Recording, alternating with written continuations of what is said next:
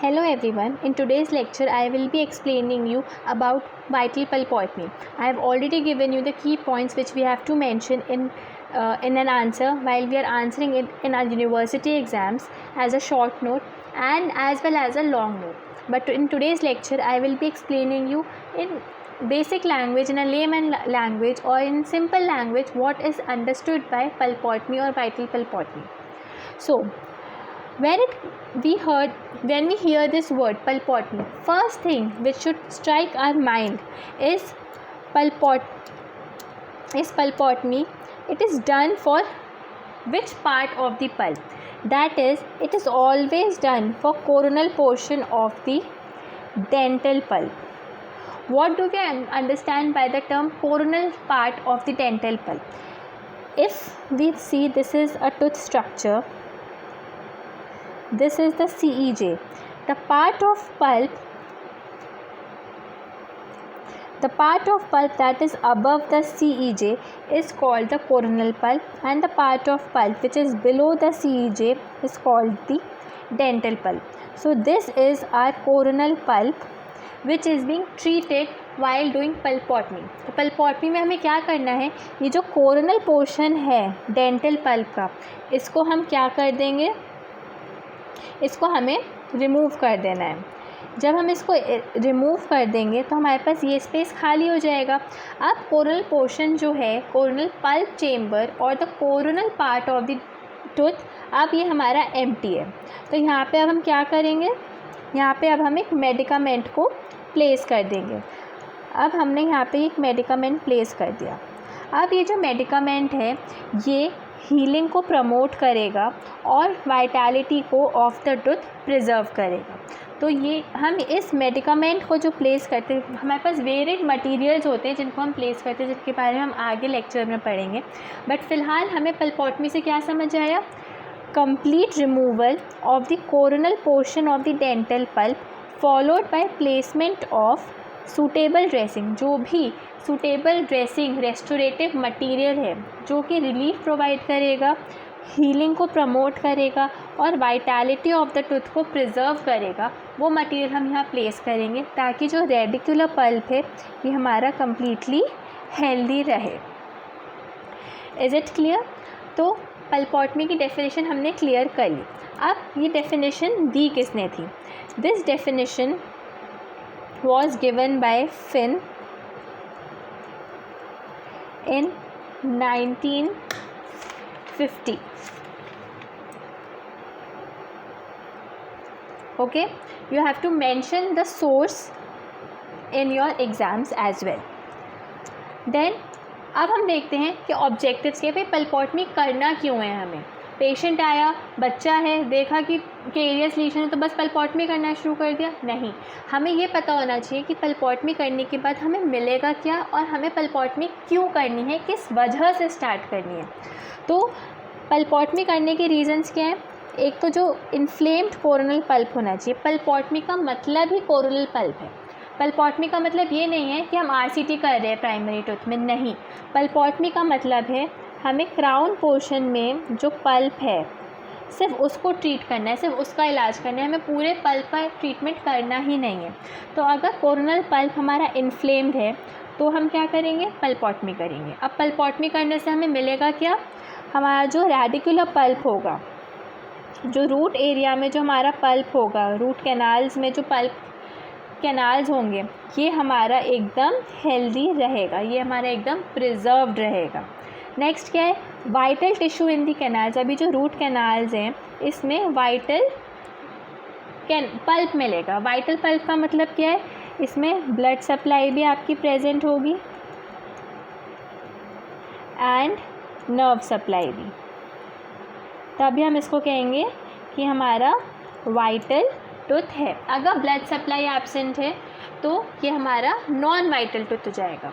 Next, अगर हम पल्पोटमी करेंगे तो हम टूथ को आर्च में मेंटेन रख पाएंगे, क्योंकि प्राइमरी डेंटिशन में each tooth has a particular role. Like anterior teeth जो होते हैं वो स्पीच एंड एस्थेटिक्स में हेल्पफुल होते हैं, एंड जो पोस्टीरियर टीथ हैं वो आर्च लेंथ को मेंटेन करने में हेल्प करते हैं. तो अगर हमारे पास पेशेंट आया है, उसका कोरोनल पल्प कम्प्लीटली इन्फ्लेम्ड है, ठीक है, और उसका रेडिकुलर एरिया में कोई भी इंसल्ट अभी तक नहीं आया है। दैट मीन्स ना तो बैक्टीरियाज आए हैं, ना तो केमिकल्स आए हैं, ना कोई थर्मल इंसल्ट है। उसका रेडिकुलर एरिया जो है वो कम्प्लीटली हेल्दी है। तो हम उसको प्रिजर्व करने के लिए सिर्फ कोरोनल पल्प को ट्रीट करेंगे। इससे क्या होगा, जो रूट कैनाल्स हैं उसमें हमारा जो पल्प है वो हेल्दी रहेगा और वाइटल हो रहेगा।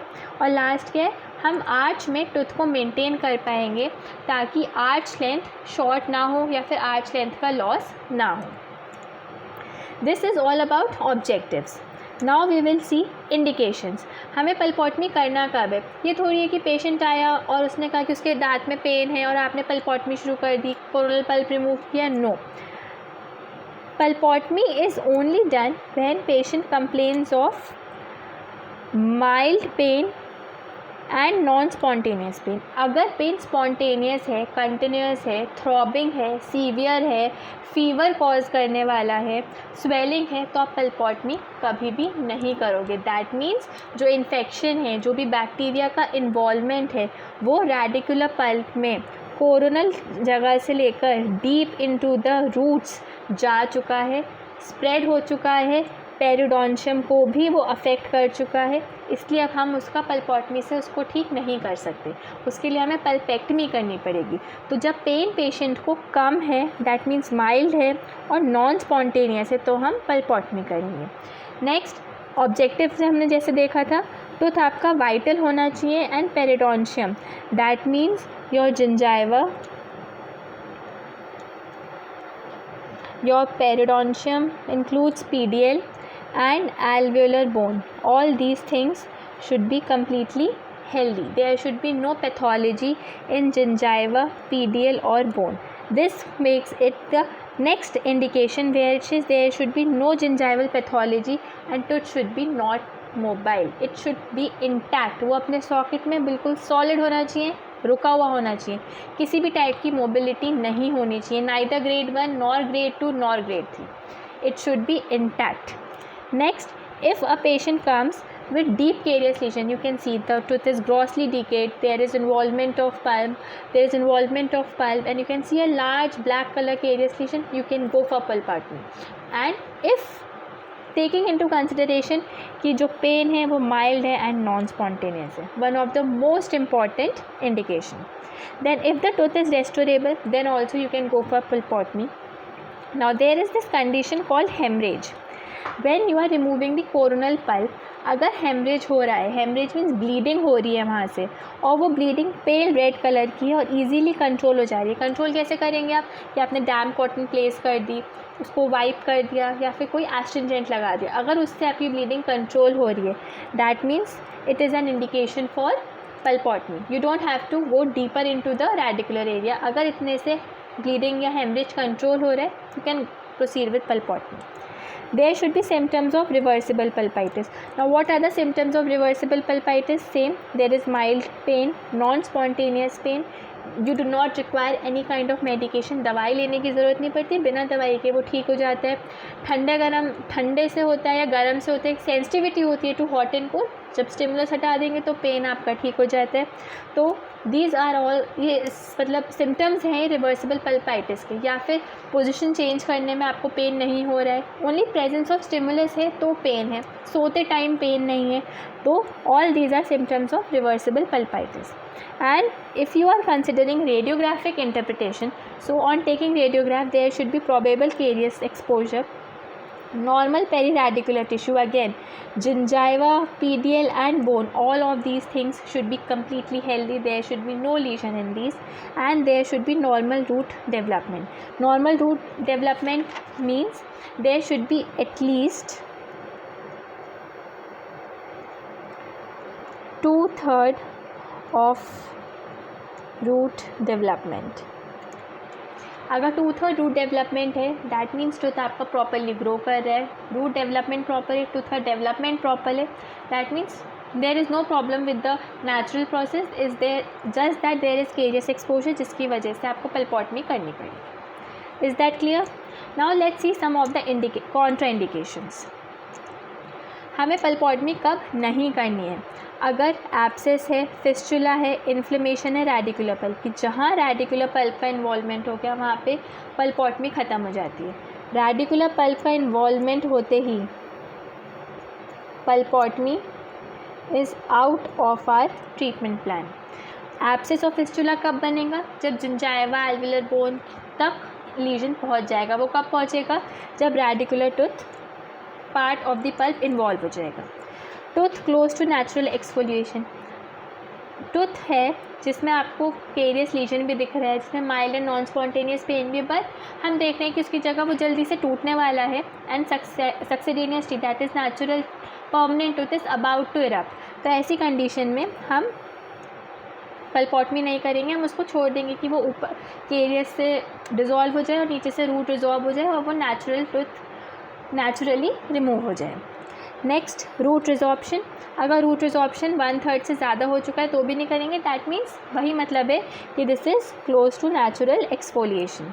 अब हमने पीछे इंडिकेशन में हेमरेज देखा था। अगर हेमरेज ईजिली कंट्रोलेबल है तो हम पल्पोटमी कर देंगे, बट अगर हेमरेज में जो ब्लड है वो बहुत ज़्यादा विस्कस है या फिर स्लगिश है या फिर हेमरेज कम्प्लीटली एब्सेंट है रेडिकुलर ओरिफाइस में, तो हम पल्पोटमी नहीं करेंगे। We will proceed towards pulpectomy. Interradicular bone loss, internal resorption, calcification, ये तीनों कंडीशंस अगर प्रेजेंट है दैट मीन्स हमें पल्पेक्टमी करनी है, पल्पोटमी नहीं करनी है। क्यों? क्योंकि यहाँ पे रेडिकुलर पल्प का इन्वॉल्वमेंट हो चुका है जिसकी वजह से इंटररेडिकुलर बोन का लॉस हो रहा है। दैट मीन्स यहाँ पे जो हमारा पेरिडोन्शियम है इज़ नो लॉन्गर हेल्दी, इसलिए पल्पोटमी का ऑप्शन ख़त्म। Internal resorption, that means radicular pulp का इन्वॉल्वमेंट हो चुका है, again pulpotomy cancel. Calcification are present, again pulpotomy is cancelled.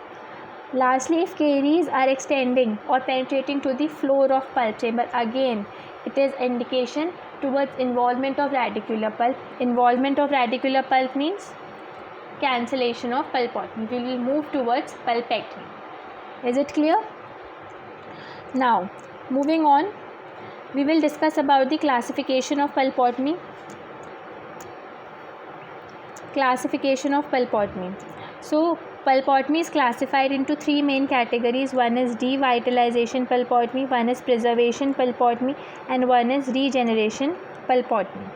Devitalization pulpotomy जो होती है इसको हम दो तरीके से कर सकते हैं। एक होती है आपकी सिंगल सिटिंग, ये पेशेंट आया आज के दिन ही कर दिया। एक होती है आपकी 2 सिटिंग पल्पोटमी, 2 स्टेज पल्पोटमी। सिंगल सिटिंग में हम क्या क्या यूज़ करते हैं? सिंगल सेटिंग में हम फॉर्मोक्रिसोल पल्पोटमी करते हैं, इलेक्ट्रो सर्जरी करते हैं या फिर लेज़र कर सकते हैं। 2 स्टेज में आप गाइसिटायो पेस्ट यूज़ कर सकते हो, ईजलिक फॉर्मल्डिहाइड यूज़ कर सकते हो या फिर पैराफॉर्म डीवाइटलाइजिंग पेस्ट का यूज़ कर सकते हो। ये हम यूज़ करते हैं डीवाइटलाइजेशन पल्पोटमी में।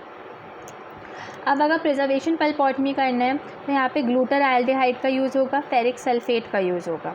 एंड रीजेनरेशन पल्पोटमी में हम BMP that is bone morphogenic protein का यूज़ करते हैं एंड डेंटिन चिप्स का यूज़ करते हैं।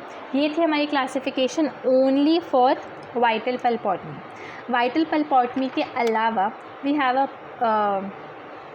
Classification which is for non vital पल्पोटमी।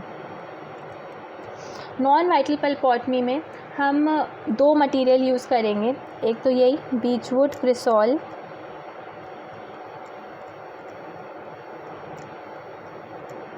And फॉर्माक्रिसोल। इन दोनों मटेरियल से हम क्या करते हैं? Non vital pulpotomy. Non vital pulpotomy is also known as mortal pulpotomy. Mortal pulpotomy मतलब टूथ इज डेड, मर चुका है दांत। Is it clear? Moving forward, now we will discuss about devitalization pulpotomy. First part of the vital pulpotomy, devitalization pulpotomy, where we will be majorly discussing formocrisol and briefly we will discuss about electrosurgery and laser. So formocrisol pulpotomy. Important things first, let me mention.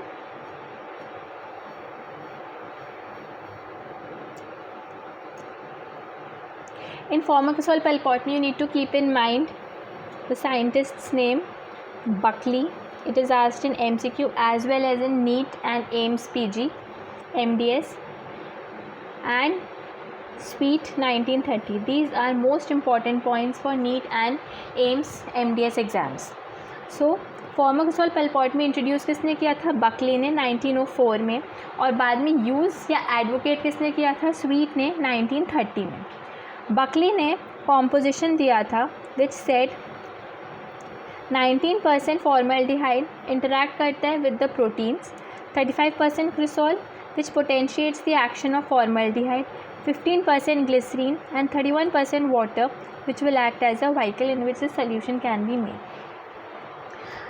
They also gave the concentration at which it can be used. It is used at a ratio of 1:5 at a pH of 5.3 and इसका concentration, इसको हम बनाते कैसे, solution बनता कैसे? तो हम क्या करेंगे, हम 3 पार्ट्स लेंगे ग्लिसरीन के प्लस 1 पार्ट लेंगे डिस्टिल्ड वाटर का एंड 4 पार्ट्स लेंगे हम इसमें प्रिपरेशन के, और इन सबको हम मिक्स कर देंगे in 1 part of Buckley's solution. Is it clear? So दिया किसने था? बकली ने दिया था. यूज़ किसने किया? स्वीट ने किया 1930 में, और इंट्रोड्यूस कब हुआ था? 1904 में. आफ्टर सो मैनी ईयर्स इसको यूज़ किया गया था. अब ये मैकेनिज्म ऑफ एक्शन क्या है, काम कैसे करता है?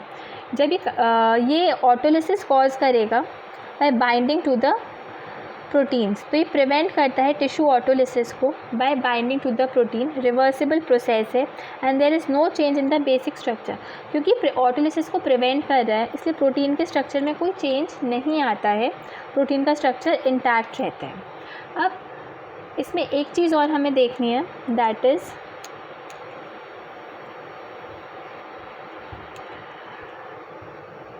Buckley's solution is used internationally, but in India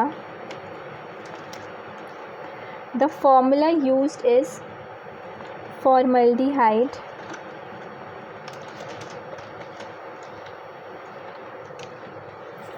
48.5%, cresol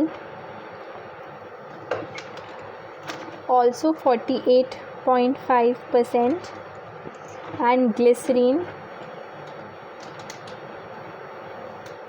3%. This is the concentration which is used in India. Now we will move forward. अब हम देखेंगे कि हम इसको यूज़ कैसे करते हैं, मतलब प्रोसीजर क्या है, टेक्निक क्या है, पेशेंट में हम अप्लाई कैसे करेंगे, पेशेंट में करेंगे कैसे. सबसे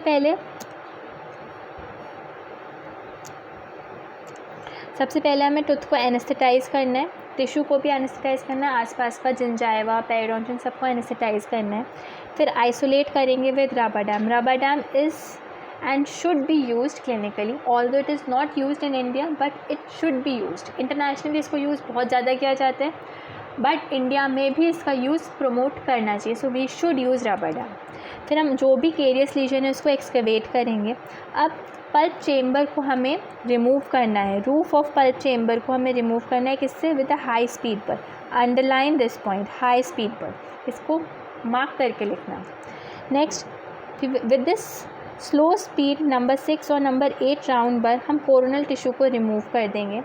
शार्प स्पून एक्सकवेटर्स का भी यूज़ कर सकते हैं बट यूजुअली नहीं करते हैं क्योंकि उससे रेजिडुअल टिश्यू रेमिनेंस रह जाते हैं तो वो हार्म भी कॉज कर सकते हैं, इसलिए हम sharp spoon excavators usually use नहीं करते हैं.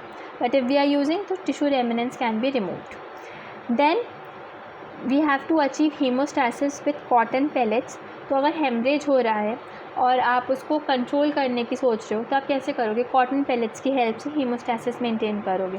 अगर हेमरेज 5 मिनट तक कंट्रोल नहीं हो रहा है तो हम पल्प टिश्यू को कंसिडर करेंगे कि वो इन्फ्लेम्ड है, कंटिन्यू करेंगे with the process of पल्पोटमी.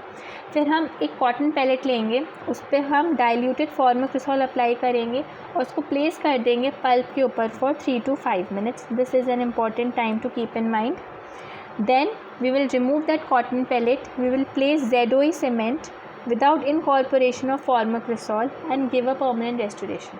Cotton pellet हटाया, अब वहाँ पे हम जिंक ऑक्साइड सीमेंट को प्लेस करेंगे। ऐसे प्लेस करना है कि उसमें फॉर्मोक्रिसॉल का प्लेसमेंट या फिर इनकॉर्पोरेशन ना हो, और बाद में हम उसमें परमानेंट रेस्टोरेशन कर देंगे। लास्टली हम पेशेंट को कुछ दिनों बाद बुलाएंगे और बाद में सिम्टम्स चेक करेंगे कि उसको पेन, इरिटेशन, कोई एलर्जी तो नहीं है। इफ़ नो, फिर हम फाइनली परमानेंट रेस्टोरेशन के लिए स्टेनलेस स्टील का SS क्राउन दे सकते हैं। अब फॉर्मोक्रिसॉल टॉक्सिसिटी हो जाती है, it is not a very common condition but it can happen to various people in various children. So in local toxicity there can be local toxicity also, there can be systemic toxicity also. In systemic toxicity what will happen, it will be absorbed into circulation and then it may cause mutagenicity or it may cause carcinogenicity, as then it will cause nucleic acid का denature हो जाएगा, denaturation हो जाएगा, जिसकी वजह से irreversible damage हो जाता है to the enzymes of genetic material. तो सिस्टमिक इफ़ेक्ट्स आ जाएंगे एंड ऑल्सो ये डैमेज कॉज कर सकता है टू सक्सिटेनियस टीथ। अब इसमें एक चीज़ आती है कि हमने पल्पोटमी कर दी, अब हमें पता कैसे चलेगा कि हमारी पल्पोटमी सही हुई है, सक्सेसफुल हो गई है, पेशेंट सेटिस्फाइड है। हम पेशेंट को जब रिकॉल विज़िट पे बुलाएंगे तो हम देखेंगे कि उसमें कोई भी एब्सेस का फॉर्मेशन नहीं है, कोई फिस्टुला नहीं है, कोई पेन नहीं है, कोई मोबिलिटी नहीं है, कोई पेरीरेडिकुलर पैथोलॉजी नहीं है एंड कोई इंटरनल एक्सटर्नल रिजॉर्प्शन नहीं है। अगर ये तीनों क्राइटेरिया फुलफ़िल हो रहा है, दैट मीन्स हमने पल्पोटमी सक्सेसफुली करी है, कोई भी एबनॉर्मैलिटी नहीं है, कोई भी पल्पोटमी का फेलियर नहीं हुआ है। नेक्स्ट, अब एक क्वेश्चन यूजुअली MCQs में या फिर वाइवा में पूछा जाता है, this is very important from the viva point of view. Examiner पूछेगा हिस्टोलॉजिकल चेंजेस क्या देखने को मिलते हैं हमें पल्पोटमी में। अरे तो जब इतना सारा हमने प्रोसीजर पढ़ा है, हम उसको हेमरेज भी हो रहा है, उसमें एक्सकेवेट भी कर रहे हैं, हम फॉर्मोक्रिसॉल भी लगा रहे हैं, जिंक ऑक्साइड भी लगा रहे हैं, हीलिंग भी हो रही है, प्रिजर्वेशन भी हो रहा है, तो कुछ ना कुछ हिस्टोलॉजिकल चेंजेस तो होंगे। तो हमें उसको स्टेप बाय स्टेप ऑर्डर में सिर्फ मेंशन करना होता है। इमीडिएटली क्या होता है, आपने पल्पोटमी की इमीडिएटली आपको वहाँ पे फाइब्रस और एसिडोफिलस चेंजेस मिलेंगे। 7 to 14 डेज़ के बाद आपको ये 3 डिस्टिंक्ट जोन्स मिलते हैं। First is broad acidophilic zone of fixation, next broad pale staining zone of atrophy and lastly you will see a broad zone of inflammatory cells. Then after some time you will see there is periapical progressive movement and after 1 year there will be a zone of fixation towards the apex. These zones were described by Masler and Mansokhani in 1959. Very important question from Viva point of view. This is most frequently asked and will be asked whenever you will be giving your final exam Viva. Moving on to last 2 topics of devitalization pulpotomy. One is electrosurgery, other is laser pulpotomy. First let's see about laser pulpotomy. Laser pulpotomy में we use ND-YAG lasers and CO2 lasers, and in electrosurgery it is a non-pharmacological and hemostatic technique which is used for amputation of the inflamed coronal pulp. Pulpotomy है तो coronal pulp से ही related होगा, तो इसमें हम कोई दवाई नहीं दे रहे, कुछ नहीं दे रहे, बस एम्पुटेट कर देंगे इन्फ्लेम्ड कोरोनल पल्प को बिफोर प्लेसिंग एनी मेडिकामेंट और ड्रेसिंग मटीरियल। ओके, नाउ किसने दिया था ये? 1982 में एंडरमैन ने दिया था। Who give इलेक्ट्रोसर्जरी? 1982 में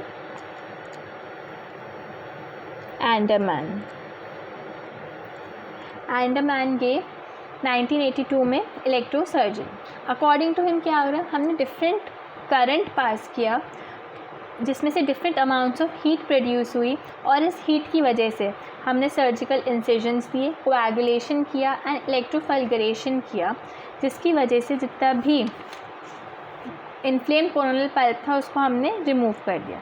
तो इसमें क्या प्रोसीजर होता है? सबसे पहले ये जो प्रोसीजर है कार्बनाइज करेगा और डीनेचर कर देगा पल्प टिश्यू को।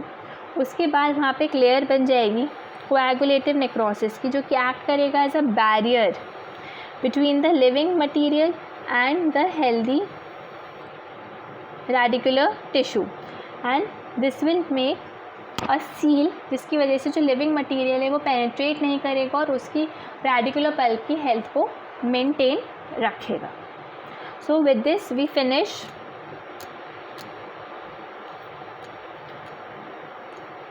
devitalization pulpotomy, wherein we discussed about formocresol pulpotomy, electrosurgery and laser. Now I'll be talking about preservation pulpotomy.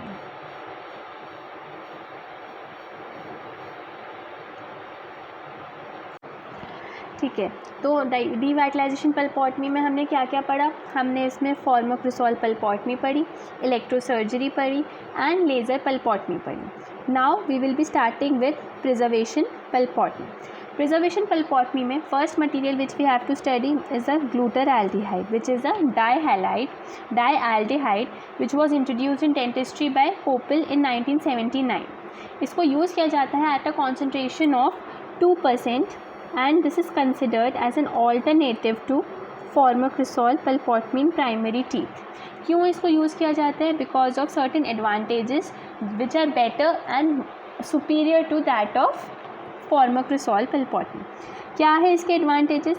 एक तो सुपीरियर फिक्सेटिव प्रॉपर्टीज़ हैं, लेस एंटीजेनिक है, लो टॉक्सिसिटी है. Low toxicity is very important to be considered है. क्यों? क्योंकि फॉर्मोक्रिसोल पल्पोटमी में हमने लोकल टॉक्सिसिटी भी पढ़ी थी एंड हमने सिस्टमिक टॉक्सिसिटी भी पढ़ी थी एंड हमने देखा था कि जो सक्सीडियस टूथ है उस पर भी इसका अफेक्ट आता है. That is why low toxicity is very advantages. Next is easy excretion, self limiting penetration and it is cresol free. इसके अलावा एक पॉइंट और आता है जिसकी वजह से glutaraldehyde is better than formocresol pulpotomy is bactericidal agent.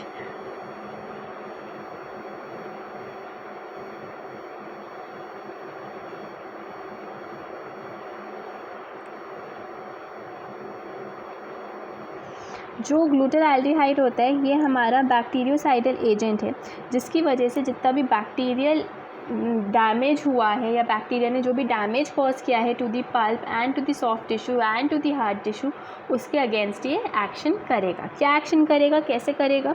इसको हम अप्लाई करते हैं for 5 minutes over the pulp, जिससे हमें गुड फिक्सेटिव इफेक्ट्स मिल पाएँ. क्योंकि इसकी डिफ्यूजिबिलिटी लिमिटेड है and cross linking ability superior है to formocresol, it is a much much much better material to be used in place of formocresol pulpotomy. Now let's discuss about ferric sulfate. Ferric sulfate क्या होता है? Ferric sulfate को at a higher concentration that is 15.5% concentration पे use किया जाता है for 15 seconds as a haemostatic agent. जो ferric sulphate है ये एक हीमोस्टैटिक एजेंट होता है. हीमोस्टैटिक एजेंट मतलब ब्लड फ्लो को, ब्लीडिंग को ये कंट्रोल करेगा, उसको रोकेगा. हीम मतलब ब्लड, स्टैटिक मतलब रोकना, तो ब्लड फ्लो को या फिर ब्लीडिंग को ये रोकता है. जब ये ब्लड के कांटेक्ट में आएगा तब एक फेरिक आयन का फॉर्मेशन होगा जो कि एक मेम्ब्रेन फॉर्म करेगा जो बाद में सील कर देगा कट वेसल्स को मैकेनिकली और प्रोड्यूस करेगा हीमोस्टैसिस. जैसे आपका फेरिक सल्फेट है, कितने कॉन्सेंट्रेशन पे हम इसको यूज़ कर रहे हैं? 15.5%. ये कांटेक्ट में आया पल्प स्टम्प के, यहाँ पे ब्लड है तो यहाँ पे ब्लड के कांटेक्ट में आया, यहाँ पे इसने एक प्रोटीन कॉम्प्लेक्स फॉर्म किया और यहाँ पे एक मेम्ब्रेन का फॉर्मेशन हो गया. अब जो ये मेम्ब्रेन है ये एक्ट करेगा as a barrier to irritating components of the sub base. तो ये बैरियर की तरह भी काम करेगा और ये मेम्ब्रेन जो है ये बैरियर की तरह काम करेगा और सील कर देगा कट वेसल्स को मैकेनिकली, जिसकी वजह से कोई भी इरिटेंट है वो उसको अवॉइड करेगा to enter further into the radicular pulp area. So this is all about preservation pulpotomy, जहाँ पे हमने पहले क्या पढ़ा? ग्लूटाराल्डिहाइड के बारे में. जहाँ पे हमने देखा कि इसको हम यूज़ कर सकते हैं as a alternative for formocresol pulpotomy. 5 minute के लिए हम इसको पल्प पे लगाएंगे ताकि फिक्सेटिव इफेक्ट्स प्रोड्यूस हो जाए। मेन एडवांटेज क्या है इसका? Superior fixative properties and low toxicity, and it is a bactericidal agent. And ferric sulphate में क्या खास है कि वो एक हीमोस्टैटिक एजेंट है। Glutaraldehyde is a bactericidal agent, whereas ferric sulphate is a haemostatic agent. Glutaraldehyde जो है वो आपका फाइट करेगा अगेंस्ट बैक्टीरियल प्रेजेंस और the bacterial damage, whereas जो फेरिक सल्फेट है ये आपकी ब्लीडिंग को कंट्रोल करेगा in case of mechanical exposure of the pulps में ब्लीडिंग बहुत एक्सेसिव हो रही है। तो ये ब्लड के कॉन्टैक्ट में आएगा, एक प्रोटीन कॉम्प्लेक्स फॉर्म करेगा जो कि एक मेम्ब्रेन फॉर्म करेगा which will act as a barrier to prevent the irritating components to reach the pulp of radicular area. Now in the end we will discuss about the third part of the classification, that is regeneration pulpotomy. In regeneration pulpotomy we majorly talk about MTA, which is the most widely used material in dentistry in primary teeth. It was described in dental literature in 1993 for repair of lateral root perforation by Tora Binajed et al. This is a very important name to remember from both exam point of view, that is university exam also and for NEET exams as well. इसका composition आपको याद करना पड़ेगा. It is composed of 45 to 75% tricalcium silicate, 7 to 32% dicalcium silicate, 0 to 13% tricalcium aluminate, 0 to 18% tetracalcium aluminoferrite, and 20 to 35% bismuth oxide. Okay, so MTA क्या है? Mineral trioxide aggregate, जिसका composition है, इसमें बहुत सारे सिलिकेट, एल्यूमिनेट एंड एल्यूमिनोफेराइट है। इसके अलावा इसमें कुछ ट्रेसेस में भी हमें मटेरियल्स मिल जाते हैं, दैट इज़ क्रिस्टलाइन सिलिका और calcium oxide, free magnesium oxide, sodium sulphate compounds, these are present in form of traces. The advantage of MTA is that it has a good biocompatibility, solubility इसकी low होती है, improved mechanical strength, good sealing property, antimicrobial activity, ability to set in the presence of moisture and blood. Disadvantage comparatively less होते हैं, जैसे कि एक तो material handling थोड़ी डिफ़िकल्ट है, नेक्स्ट टूथ डिस्कलरेशन कॉज करता है, येलोइश या फिर ब्राउनिश डिस्कलरेशन हो जाती है, एंड एक्सेप्शनल कॉस्ट। अब इसका एप्लीकेशन का तरीका क्या है? तो MTA को हम क्या करेंगे? एक्सपोज रेडिकुलर पल्प के प्लेस करेंगे up to a depth of 3 to 4 mm। इसके बाद हम जेंटली पैक कर देंगे पल्प टिश्यू को using a blunt end of paper points and a broad ended amalgam compactor. इससे हम उसको जेंटली पैक कर देंगे पल्प को। हमने MTA लिया, ये हमारा टूथ है, ये आपका रेडिकुलर पल्प है, कोरोनल पल्प आप रिमूव कर चुके हैं। तो आपने क्या किया? MTA को एक्सपोज रेडिकुलर पल्प पे प्लेस किया, फिर with the help of blunt end of paper point और ब्रॉड एंड अमलगम कॉम्पैक्टर से आप इसके ऊपर इसको कॉम्पैक्ट कर दोगे, ताकि यहाँ पे जो पल्प है वो, यहाँ पे जो MTA है वो अच्छे से यहाँ पे सेट हो जाए to a depth of 3 to 4 mm। इसके बाद हम क्या करेंगे? इसके बाद हम एक वेट कॉटन को इसके ऊपर प्लेस कर देंगे। वेट कॉटन क्यों रखेंगे? क्योंकि in the presence of moisture MTA sets fast. फिर इसके बाद हम इसमें ZOE प्लेस कर देंगे, या फिर हम इसमें GIC भी प्लेस कर सकते हैं। तो this is how MTA is placed. अब कुछ important points which I want to mention about MTA is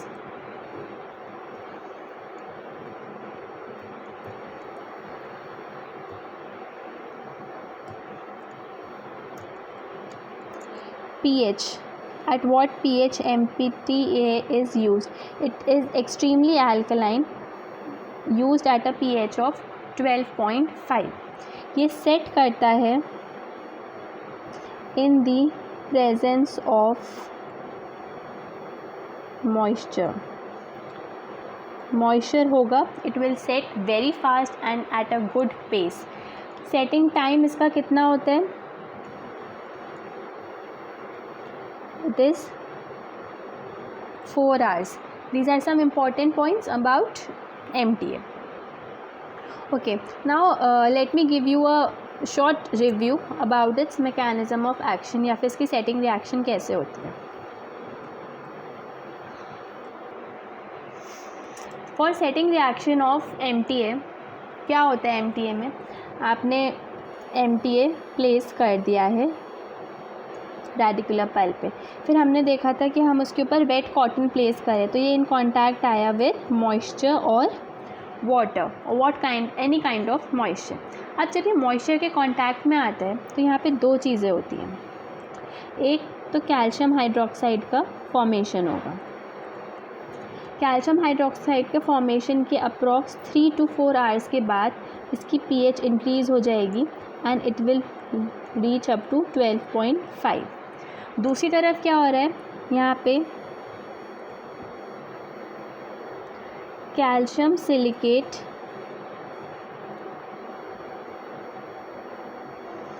hydrogel का फॉर्मेशन होगा, जिसमें भी आफ्टर 3 to 4 hours क्या हो जाएगा, यहाँ पे एक पोरस जेल बन जाएगा जो कि एक हार्ड क्रिस्टलाइन स्ट्रक्चर होता है जो भी किसी भी इरिटेंट का, किसी भी टाइप के इंसल्ट को further to the radicular pulp जाने से रोकेगा. So this is the basic mechanism of action for MTA. So now with this we end our chapter of vital pulpotomy. If 5 mark question comes from any of these topic, be it formicrystal pulpotomy, be it preservation pulpotomy, where you will have to mention about glutaraldehyde and ferric sulfate. Then if a question comes on regeneration pulpotomy, where you will have to describe MTA material in a little bit detail which I have mentioned. This will be more than sufficient for a 5 mark question. And if the question comes for entire vital pulpotomy and you write all these points, you'll get 13 marks out of 15 marks for sure. So with this we end today's lecture and we'll see for the next topic in the next lecture.